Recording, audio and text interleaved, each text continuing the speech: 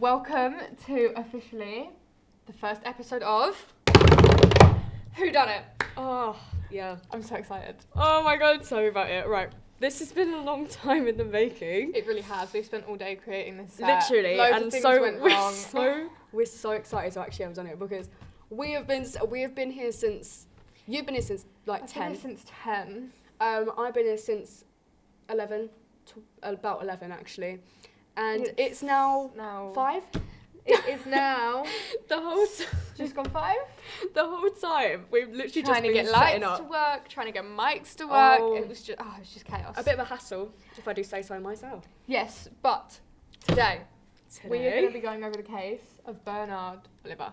Ooh. Now, who is Bernard Oliver? I hear you saying, well, no fear. We will explain it. We will explain, don't you stress. This case is actually really interesting because of how many theories were actually talked about and formed from it. Like, you just look at it. You not even look at it, but you read over it and loads of people kind of talk about it and you find so much information on it that There's just so many there's theories. so much. There's too many. Too much to discuss. Many. Don't know how we're going to fit it in this half-an-hour episode, but we will. We got some details so that we know that we're getting the right information. We not can't let you see. No, it's But top it's secret. Secret. But they, so if you kept just glancing down, it's to double check that we're not lying to you. Yeah. Right, so Bernard Michael Oliver. He was a young British warehouse worker from Newsall Hill, North London. He disappeared on the 6th of January 1967, Ooh. and his remains were found 10 days later in the village of Tattingstone That sounds so in posh. Suffolk. I know, Tattingstone. I'm from Tattingstone. Other than the fact that his body had been cut and diced up into Yeah. 8 pieces and left in 2 suitcases. Which 2? isn't quite as posh. Why 2? I'm sure So it would have that's fit in 4 one. pieces per suitcase. Yeah. So what is it? Arm, leg, ear, in one. Just, I'm trying to guess where that is. And that is also why the whole crime is sometimes referred to as the Tattingstone suitcase murder. Imagine me from Tattingstone and being like, yeah, so we're actually, it's a really small town. We're known for someone dying and being cut dismembered. up into a suitcase. 2 2 suitcases. It's insane. So the case received a lot of media attention when it first came to light. I can imagine. Mostly because the police, because they weren't able to identify him, they didn't know who this boy was. They didn't know how to identify him, so they posted a picture of his head. Is that it? Yeah, that's the picture. That's the picture they released to the newspapers to help identify him. He's quite fit. The cat. He's dead in that photo. If there's a hole, there's a way. Cassandra. No. Anyway, but so they've released the photograph of his head to the media to help identify him, and that's kind of why this case has so much widespread news and people looking at it, because it's like, what? Yeah, I can imagine being like, what? So we're hearing about this man who's just been chopped up into pieces, and his then face we is on my see his telly. head in the His news. Not head. even the telly; it would be like the newspaper, wouldn't it? Yeah, because back then it wouldn't have been. 1967, but on January the 16th. The 16th. That's not far from my birthday. 11 days before my It birthday. isn't. Oh my god. A farm worker called Fred Berge or Berge. I don't know. Don't know how to say his name. Burger. Discovered human remains in 2 suitcases left behind a hedge in a field near the village of Tattingstone, Suffolk. Yeah, so he contacted the police in 1970, well, somewhere in the 1970s, they're not too sure, although he never made an official statement. And he believes to have been reported seeing 2 unattended suitcases and a man wearing medical gloves in the Ipswich Docks area a few days before the teenager's body was initially found. But they think that he died 48 hours before they found him. Yeah. Something like that. So Yeah, well, the police have previously said that, like, they believed the murder was carried out with someone, or by someone with really expert knowledge, because of the way the body was cut up, being that he was dismembered, cut into pieces, like a brownie. Like a brownie. So that may have influenced his statement with it, because I mean, just imagine it. You find someone. You find there's some people out there who would fake being involved in this. I don't mean to punch you in the face. Who would fake that? They're like, oh, I saw it. This happened. They want to get their 5 minutes of fame. Yeah, and like by the time he made his statement, they'd already let out some of their theories and some of the details, so it could have been influenced, like you said. So we don't know how reliable his statement is. Yeah, but just like imagine, I would think that too. If I'm one of the police and we've just had a case in, someone has reported finding 2 suitcases full of human body parts, but not even just body parts, dismembered, cut up pieces of a man. No, I know. You would think, surely your mind would just first go to, oh, so it's like a surgeon who did it, because no one would know how to do that except from someone who precisely cuts it up. Yeah. Surely. I can imagine being cut into pieces. That would be so painful. Oh my god, it's like those people, you know, when they get anaesthesia and they can't, and they don't actually fall asleep. Oh my god, and it doesn't work. Oh, or like, numbing. Cringe. Oh my god. It makes me cringe. No. Yeah, the idea that I could be in an operating room on a table and like they're cutting into me and I can't move.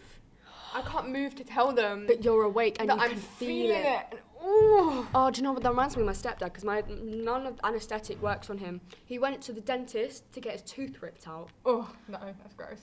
He got numbed, and it didn't work. No amount of numbing would work. That's so disgusting. He had to go through with it. He literally was awake, fully could feel everything, and literally got his tooth ripped out. Tooth ripped out. Stuttering and stumbling. Thing is though, I'd rather a tooth than like my organs being cut into. Imagine having a C-section with like no numbing. Oh my god, don't. Just cutting through your entire stomach. That's vile. Could never be me. Yeah, and so they, like I said, they think that he was murdered like 48 hours before they found the body, and post-mortem tests showed that he had been sexually abused. Oh. Although he was strangled before he died, so he died before he was cut up. Okay, so at least he wasn't... No, strangled before he was cut up, not strangled before he died. He died because he was strangled. Well, at least then he didn't die from being cut up. Yeah, it was a lot less... Christ. Yeah, it wasn't as much of a, like... Because that would have been prolonged. Like, imagine bleeding out and watching yourself bleed out and, like, watching blood pour out of your arm that's gone and while they're cutting up your legs. Like, it's awful.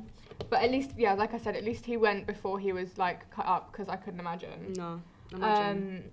Yeah, and because, like we said, because they weren't able to figure out who he was, they released the picture of his face. I have pinned it up there. I've pinned up, like, the, you know, important stuff that you needed to know about. And, so when they posted it to the media, Oliver's family came through, they contacted the police, and they said, look, this is my son, my brother, my cousin, you know, that kind of thing. They all recognised him because of that. And it's just confusing, because why would they post that? Why would they... And also... weird. Why would it take them so long to say... Like, obviously, before they posted his face, they'd obviously said, like, a 17-year-old boy has been murdered. Yeah. Right? And... obviously, if it's been more than 48 hours, you're going to report your kid missing. You're going to notice that they're not home. Do you know what I mean? Yeah, it's just it's quite a weird one. Like, why did they have to post his face for them to be like, oh right, yeah? Because it. Yeah. I mean, personally, from what I've read of that, it's not like actual like anything. But my speculation is that like they must have not cared that much. Yeah. Because they probably only cared when they realised that everyone knew it was, because it was only a little town. Everyone probably knew that he was XYZ's son, you know, so that's why they had to come forward. I don't know, maybe they just didn't think that they wanted to pretend that it wasn't him. I have no idea, but...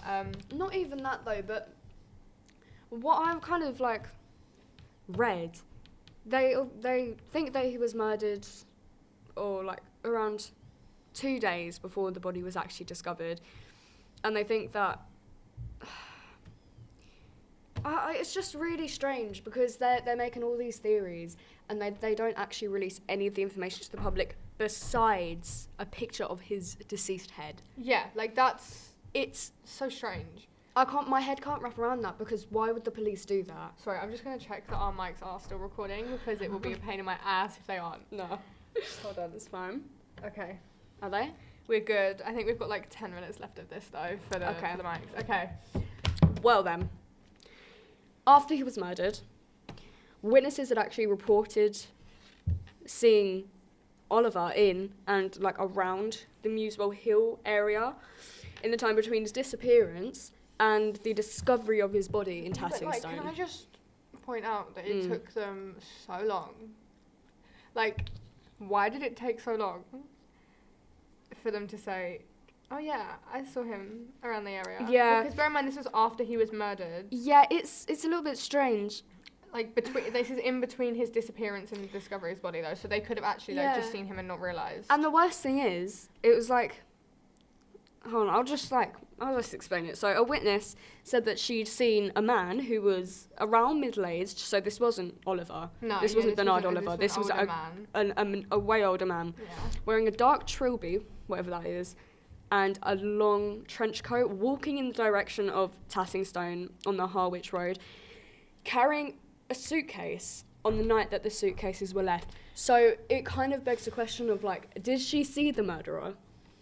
Or was she the murderer? Haha, no. Oh, but, well, that's a theory. That's a theory. It's another one to add to the pot. That's a game theory. What I'm saying is this guy kind of sounds tall, dark, handsome, grown, middle-aged. It's fine, guys. I have a daddy issues. Me too, girl. Me too. We both do. But yeah, so like, I don't understand why didn't she just come up with that at the start? It's just, this case is so confusing. I guess reporting it after he was murdered. Obviously, because you're not going to know that he was murdered until you find out that he was murdered. But we're actually so in time. But yeah, so in the actual suitcases, there was like quite a few pieces of like actual physical like evidence that they found. Yeah, one of the suitcases that contained Oliver's remains had the initials PVA inside. PVA glue. Elmer's. Elmer's. Sponsor me. No, don't. It's not sponsored. Elmer's, anyways, PVA. Like, whose initials are PVA? Patrick, Valorant, Archington. That's who did it, guys. We solved the case. Oh, God. I'm so sorry. That was probably so loud. But that's it. But, and then... and a hand towel was inside one of the two suitcases, and it had the laundry mark QL42, which leads me to believe, good sir, that it was a wealthier person, because when you take your clothes and your things to a laundry place, a laundrette. I mean, it could be either. It could be a poor person or a rich person, because I mean, laundrettes are there for everyone, aren't they? Yeah. But like, I don't know. It makes sense though, a bit like, but they had the initials carved into the suitcase, or like embroidered. I don't really know. They had some way of being sure that his initials were in the suitcase. Only people that are like traveling a lot, people that are rich, were the only that could travel. And it just seems a bit like, and who makes loads of money? Surgeons. Same people they thought dissected him. Yeah, that's true. Not even just that. But in like 67, we're talking like over 40 years. Yeah. Way over 40 years. Only wealthier people could afford things like that wealthier people could afford to know how to do that. They couldn't afford it. Not even that, but I'm guessing a trilby is something like expensive. Not even just though, but a long trench coat. Not in those days. Poor people wouldn't be able to do that. And surgical gloves. There's twice that we've seen a statement about surgical gloves. No one poor is going to be getting their hands on surgical gloves unless they're a surgeon. Exactly. And, I mean, to kind of top it all off, the investigation, bear in mind, it happened in 19... We've got the theories to go through yet. That is true. Which is the best part, trust me. The whole investigation, if you haven't clicked off yet because of our waffle, you'll want to stay for the theories. They're awesome. This is only the beginning of dessert. Trust me. So the whole crime happened in 1967. Yeah. It was then reopened, so it had closed They couldn't find anything. They had no leads. Nothing to lead on to. It was then reopened in 1977, and then again in 2012. And in 2012, a man had actually come forward saying that he'd seen 2 unattended suitcases and a man wearing medical gloves. Like I'm saying, we've seen 2 people saying that in the Ipswich Docks area only days before Oliver's body was actually discovered. Why did it take you so long to say something then? All I'm saying is that it happened in 67. You're now coming forward in 2012, a whole century's difference. I mean, it's not, but like, it's this in happened a in the different 1900s. century. We're now in the 2000s, and you're just now coming out about this shit. Not even just that, this was 1960s. You're now coming forward in 2010s. How old do you have to be? Yeah. He must have been a child. He must be in his 60s, at least. No, because that's... Or 80s. 77, 80... Because if he'd seen that, that means he was old enough to retain the information. Yeah, it would have been about 45, 50 years, Let's maybe. just say he's 20-something when it happened. He would be like 60... He'd be at least in his late 60s. 65? Which begs the question... Why did it take so long? Begs the question, know what's right and wrong. If you knew you saw someone, why would you not say it at the time? This is a huge case. This is a new case. I don't understand. Do you not care about the people? Why did it take you so long? Clicking? Stephen! 100%. But and then like it reopened again. What's that? 3 times? No. 67, 77, 2012, and 2017. 4 times this case. 4 times this case has been opened. That's insane. That's a gang sign. No, we couldn't do gang signs if we tried. Yeah, and then the police came forward and basically just put it out. Everyone was like, look, if anyone knows anything, like, please come forward, because they're just trying to get closure for this. They still aren't sure what happened. So my thought is, they obviously had something. They knew. Like, they had some sort of inkling. They had something, because they wouldn't have reopened it and continued to try and investigate so many times. Yeah. My experience with cold cases that I've researched, they don't reopen it that many times. Unless there's something to go off of. Because what's the point? It costs money to do more investigations. Exhumation and investigation costs a lot of money. Especially with the new data that we've got. Surely they think it would waste their time as well. Precisely. Like, they could be doing other things. There's loads of missing and dead and unidentified people. But for some reason, they brought this back 4 times to try and get to the bottom of it. Which, to me, kind of proves that there had to have been something that they were going off of. It does rub me the wrong way. Why did they feel they need to go over it so many times? Like, what did you miss? What are you not... It's confusing because I've never, in the cases that I've looked at, Sorry, I was just checking the mics again. We've got like 2 minutes. It's okay. I've never seen a case being opened this many times after it has been happened. No, that's my I've only point. ever seen it been opened once, maybe twice. At a push, twice Never afterwards. 4 times. Let's use the, Madeleine McCann case, for example. That was only opened twice. The 3rd time has literally just been with the new... information that's come out, the new girl that pretended that she was Maddie or thought she was Maddie, and then the DNA proved otherwise. But that's still only the 3rd time it's been opened, and that is like one of the biggest cold cases in the world. Everyone knows Maddie. Not even in just the UK. Everywhere. Everyone in the world, unless it's like obviously a 3rd world country where they're not, as developed. But most people in the world know who Madeleine McCann is and have a theory about it. Do you know what I mean? This, I didn't, no one knows about Bernard Oliver. Just a 17-year-old boy from Tattingston that was dismembered in a suitcase. Why has it been opened so many times? There had to have been something there for it to want to be opened. They had to have something there. The thing is, I'd never heard of Bernard Oliver before this. So they've kept it under wraps. Because how is it going to be opened 4 times? Or technically reopened 3. And no one has heard of it. This is the main theory. This is the most exciting part, honestly. I know. You guys are going to love it. The theories are the best bit. Right. So we're kind of going back. Obviously, we'd said that it had reopened 2012, 2017. Yeah, it just doesn't make much sense. Like that. In 2004, documents were actually released under the Freedom of Information Act 2000. Yep. was revealing that the prime suspects in the murder were 2 medical doctors, Martin Reddington and John Biles. You had said Biles. It's kind of like piles. Things you get on your ass if you John push too Piles. hard. When you give birth, you get them. You have to cut them out. But we had said medical gloves, surgical experience, surgical knowledge, cutting them. It adds up, people. Yeah. It's adding up. Yep. Right. So, Martin Bruce Reddington performed a surgery in Muswell Hill in 1965, right? Yeah. So, he's obviously around the area. This was before the murder took place. 2 years before the murder took place. A warrant had been issued for Reddington's arrest on charges of buggery or sodomy and indecent assault on males. However, he's a wrong one. Before the inquiries could be completed, he left the UK and fled to South Africa.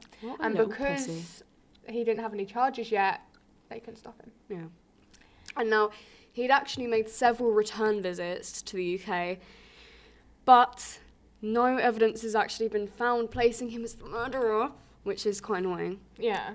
But obviously, in 1977, 10 years after the murder took place, when it was first reopened, a private investigator, so a PI, claimed to recognise the suitcase with the initials PVA on its side as belonging to not 1, not 2, but 3 men who used a laundrette in Muswell Hill, like you said. Ironic that there was the laundrette and the towel and all these initials, because if you look at it, it's just, we'll get to it, don't worry. And one of the men, could you guess, was Reddington.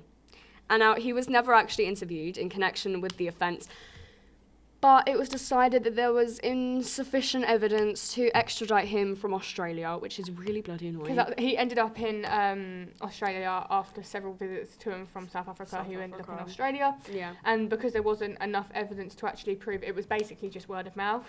Yeah, it's always going to be like that, though, stuff with like these this. cases, after a certain amount of time, it just becomes word of mouth.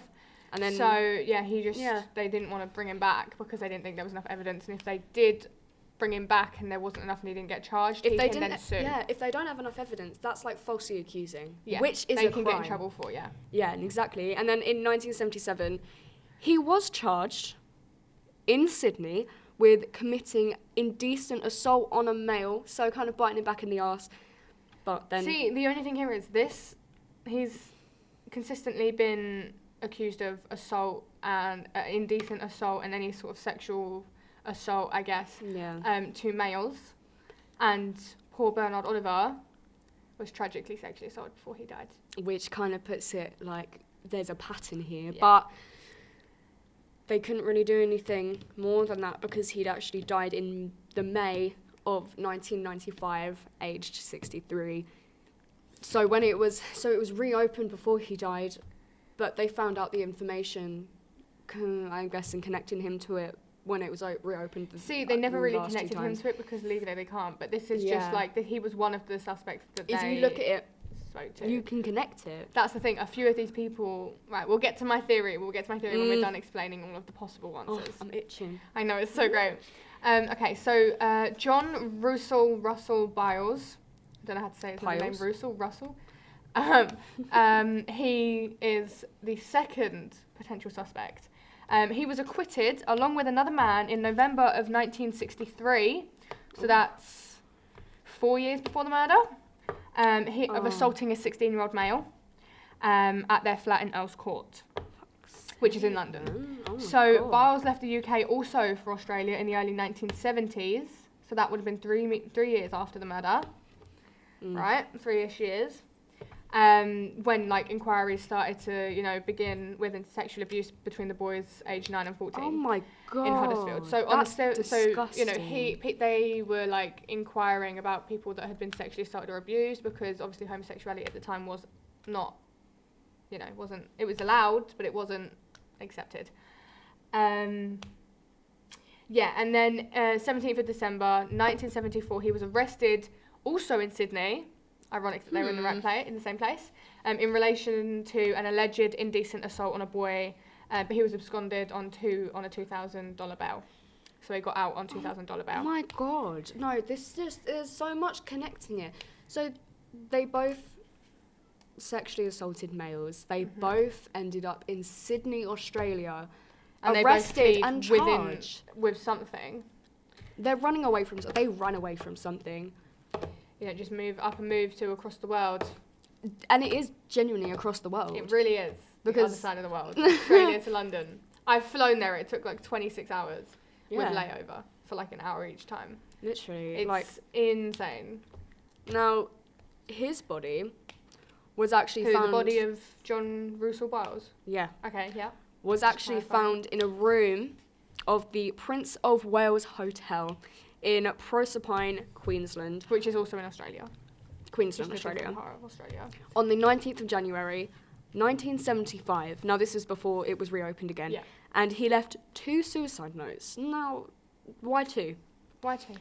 Well, one was addressed to Scotland Yard, and the other was to Reddington. Yeah, Martin Bruce Reddington, the guy we just spoke about, who also went to Australia and also got in trouble for assaulting males. So... Yeah, he sent a suicide note to him. Which kind of begs the question, one to Scotland Yard. What is going on? Yeah. The note to the police contained an apology for his actions, but no direct reference to the Tattingstone murder. Now, apologising for his actions, that's just meant that he genuinely was guilty for sexually assaulting people. But the thing is, it kind of makes me laugh. Well, how can you go and sexually assault young boys and then go... A 16-year-old boy. And go, I'm so sorry. I know. Forgive me, please. I'm so sorry. It doesn't work like that. No. You don't just get a slap on the wrist for sexually assaulting someone. The fact that he got away on a $2,000 bail. I know. And then admitted to it. What? You know, if he was in America, he would have been charged more for, like, drinking underage. It's so insane. Actually, no, in America UK, now. Do you want to know something really funny? In the UK now, you get more time in prison for being a drug dealer than you do for being a paedophile. How disgusting or is a rapist. I would much rather live next door to someone who sells weed than someone who rapes kids. Yeah. Just saying.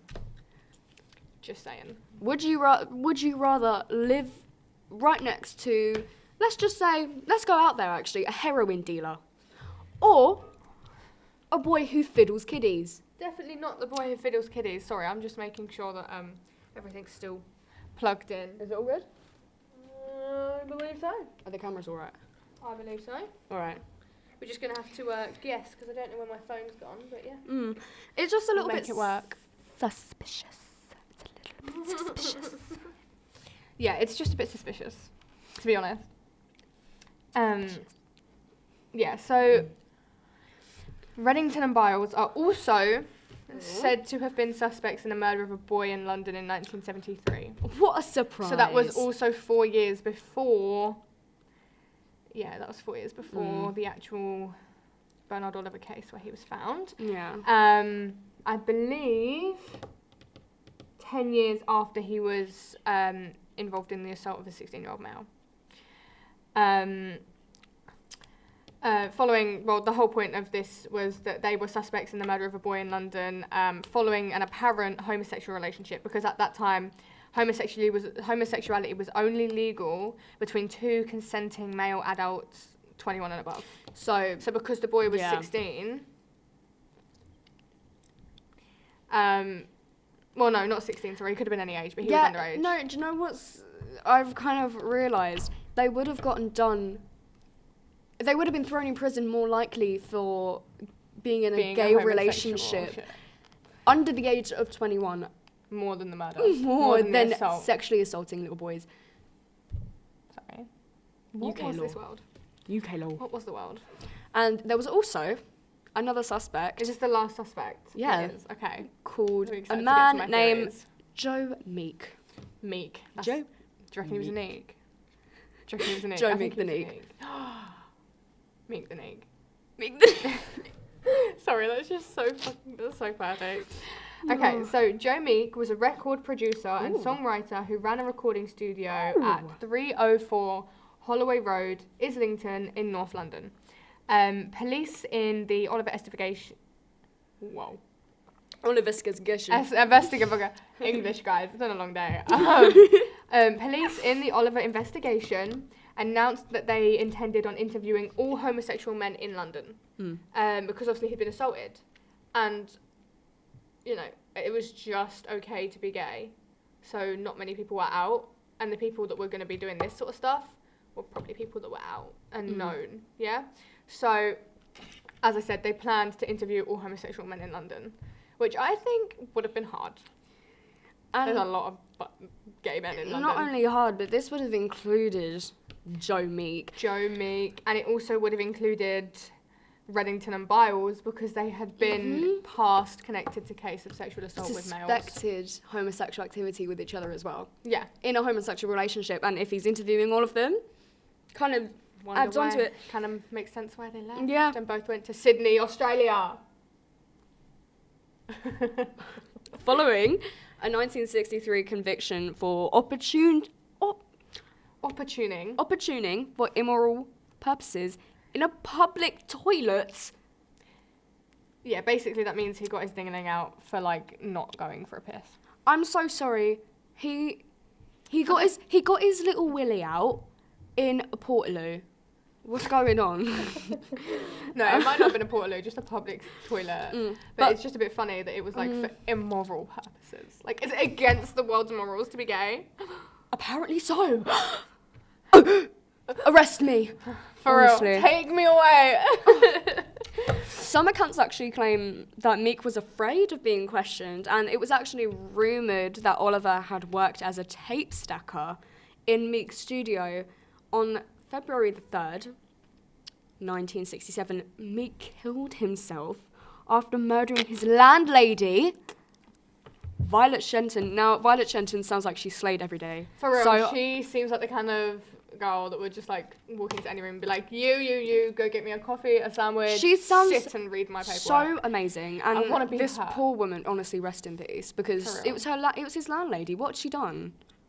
Maybe she tried to kick him out. Who knows? Maybe she was a bitch. Now, I think it's time to discuss. That's the main story. Properly, what we think happened. Okay, so, do you want to go first or should I? I know you've been itching. I've been So you'll do it. itching. All right, go. I've been itching. You do it. Okay, so are you ready? Okay. I don't think Joe Meek was involved. I think that they kind of put him as a suspicious sort of person because of he had similar things. He was involved around the area. You know? He wasn't only involved with. Well, they said that it was rumored that Oliver had worked in his studio. So but Oliver would have been 17, so he would have only been there for a little while. And I don't know. I just don't think. I don't know. I think they put him in the suspect list because he murdered someone, and because he was a homosexual man, and interviewing other because homosexual men. at some point, he had been in contact with Oliver, and also that he was importuning for immoral purposes. But I think, okay, are you ready? This is gonna be great. So I think it was John Russell Biles and Martin Bruce Reddington. Let me explain. So obviously we know that they both went to Sydney, Australia. They both fled around the same time. And why? Why would Biles, in his suicide note, address one Walter Reddington? Like, why would he do that? How would he even know who Reddington is? They weren't connected in any way. They're not. They might have been friends. They're not like. How would they have known each other? And why would he put a suicide note not to his family, not to his friends, not to potentially his kids if he had any, only to Reddington and Scotland Yard? And the information that we have here, information about his note to Reddington was never revealed. It says here that it was the only thing that they could see. Because it was addressed to him in suicides, that can be seen as a form of will. They can't legally open it unless, it's addressed to them. It's against the law. And so the only person that has seen that letter was Reddington. Yeah. And that has never been disclosed to the public ever. I dropped my pen. But it's just weird. I just feel like PVA, they said, was connected to 3 men who used the laundrette. One of them was Reddington. You know, I just think, I mean, Reddington was a surgeon. Yeah. So Reddington would have been able to say, my theory, okay, I'm going to lay it down blunt and straight. Reddington and Biles were in a relationship. They'd solicited with Bernard, and because he was underage and, you know, all that sort of stuff, they decided to kill him to cover their asses. And I think they both took their turn sexually assaulting him, unfortunately. May he rest in peace. Terrible, awful thing. And then I think Martin Bruce Reddington... No, I think probably John Russell Biles strangled him. I think it was probably an accident. I think they were probably being rough with him while, you know... Doing the deed. I think at some point they were probably doing the deed with him. Bernard started to realise that weren't what he was here for. He didn't want that. They got a bit too rough and strangled him accidentally, because we all like a bit of strangle. We all like a little bit of a not gonna out chokey myself, choke. But We all do. Let's be honest. If you don't, good for you. But like, we all do. Don't lie to yourself, babe. It's Everyone nice, does. okay? And yeah, I think maybe that was taken too far, and unfortunately he died. And then in an effort to try and cover themselves up, Martin Bruce Reddington dissected the body, put it into suitcases, and they both fled to Sydney, Australia. That's my plans. And then they obviously split their separate ways in Sydney, Australia, because Reddington was found in Queensland. Yeah. And yeah. That's quite good, actually. I could see. Martin Bruce Reddington was found still in Sydney, I believe, when he died. Yeah. Yeah. So it just makes a lot of sense that they were somehow connected to each other. That's a good theory. Makes sense, doesn't it? Because they were dating, they were doing their business with this little boy, and who knows, Bernard might have wanted it to start off with. It might have just been a horrible attack that had gone too far. I don't know. I have a theory. Go on. I'm listening. So, obviously, this was a different time. I'm thinking, this is 1967. I didn't want that bottle anymore, so This is 1967. It's a very different time. Oh, yeah. Crime isn't as rampant as it is now. Thinking now, 2023, 1967, it's very different. It's a lot more out there now. Everything I'm getting was concealed. comfy so that I can listen to her. That's okay. Everything was concealed. Nothing was talked about because it was considered, you know, just safe. All the streets were safe. There was nothing going on there. Obviously, homosexuality was never talked about. Yeah, nothing like that was talked about. It was taboo. It was taboo. You don't talk about it.